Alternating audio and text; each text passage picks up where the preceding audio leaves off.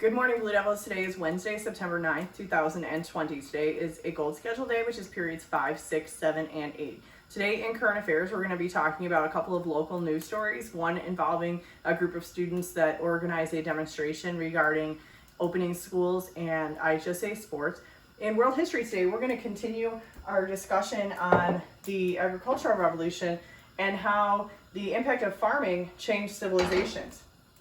Because of farming, humans were able to change how they lived, and as a result of more food being available, which is known as a surplus, people were able to build up larger populations and provide more food for more people, which resulted in not everybody having to spend all of their time searching for food, hunting and gathering, but instead, because they were farming, they were raising animals and livestock, they were able to provide for more food, which allowed for job specialization, which leads to the development of civilizations.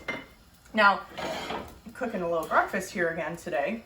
A little bit of spicy sausage, some eggs, a little bit of cheese and bacon,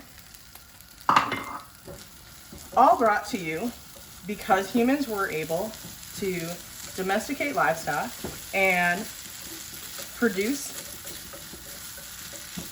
enough food to support a growing population, leading to the development of civilization. So that is going to be our discussion for today.